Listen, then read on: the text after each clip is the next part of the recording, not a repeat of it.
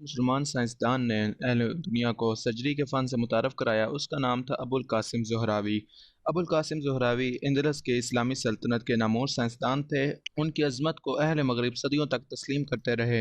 ابو القاسم 936 میں الزہرہ میں پیدا ہوئے اور اسی نسبت سے زہراوی کہلائے۔ یہ اندلس کے 8ویں حکمران عبد الرحمن الناصر کا عہد تھا۔ اس وقت اندلس کا دارالسلطنت قرطبہ اپنی عظمت اور شان و شوکت کے آسمانوں کو چھو رہا تھا۔ 10 لاکھ آبادی پر مشتمل شہر میں ہزاروں مسجدیں تھیں، بلند و بالا عمارتیں تھیں، 50 سرکاری ہسپتال تھے اور شاہی لائبریری کو 2 لاکھ سے زائد کتابوں کی خوشبو نے مہکا رکھا تھا۔ قرطبہ یونیورسٹی میں مختلف مضامین کے مستند اور معتبر اساتذہ اکرام درس و تدریس اور تحقیق میں مصروف رہتے تھے۔ ابو القاسم نے اسی علمی ماحول میں اپنا بچپن اور جوانی گزاری۔ ان کا خاص مضمون طب تھا۔ اس میں مہارت تامہ حاصل کرنے کے بعد وہ قرطبہ کے شاہی شفا خانے سے وابستہ ہو گئے۔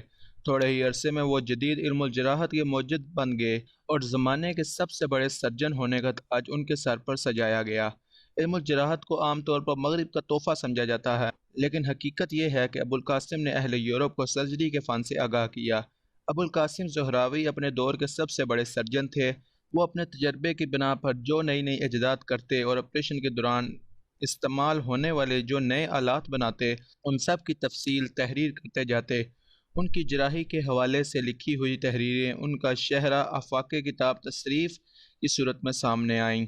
یہ کتاب صدیوں تک یورپ کی یونیورسٹیوں میں سرجری کی واحد معیاری کتاب کے طور پر پڑھائی جاتی رہی۔ تصریف 3 حصوں پر مشتمل ہے۔ پہلا حصہ داغ دینے اور دوسرا اور تیسرا حصہ عملی جراحت کے بیان کے بارے میں ہے۔ اس میں دانت نکالنے، آنکھوں کے آپریشن، حلق کا کوا کاٹنے، مثانے کی پتھری نکالنے، ہڈیوں کو جوڑنے، جسم کے بے حس حصوں کو کاٹنے اور بواسیر کے مسوں کو کاٹنے کی تفصیلات ملتی ہیں۔ سرجری میں جن آلات کی ضرورت ہوتی ہے، ان آلات کی تفصیل نہ صرف لفظوں میں بلکہ تصاویر کے ذریعے بیان کی گئی ہے۔ اس کتاب میں مصنف نے تجربات کی روشنی میں سرجری کے بارے میں نئی نئی مہارتیں بیان کی ہیں۔ ابو القاسم نے تصریف عام اور سادہ الفاظ میں لکھی ہے۔ اس کتاب پر دوسرے مصنفین کی طرح فلسفے کا سایہ دکھائی نہیں دیتا، بلکہ اس میں عملی امور کی وضاحت بیان کی گئی ہے۔ اہل مغرب ابو القاسم زہراوی کو ابو القاصص، البوقاصص اور الزہراوی جیسے بگڑے ہوئے ناموں سے پکارتے ہیں۔ اصل میں وہ یہ ظاہر کرنا چاہتے ہیں کہ سرجری ان کی ایجاد ہے، لیکن اصل میں یہ ایک مسلمان سائنسدان ابو القاسم زہراوی کی ایجاد ہے۔ تصریف کا ترجمہ سب سے پہلے وینس سے 1497 میں شائع ہوا۔ اس کے بعد 1541 میں باسل سے شائع ہونے والے ایڈیشن میں عربی اور لاطینی ترجمہ کا ساتھ ساتھ تھا۔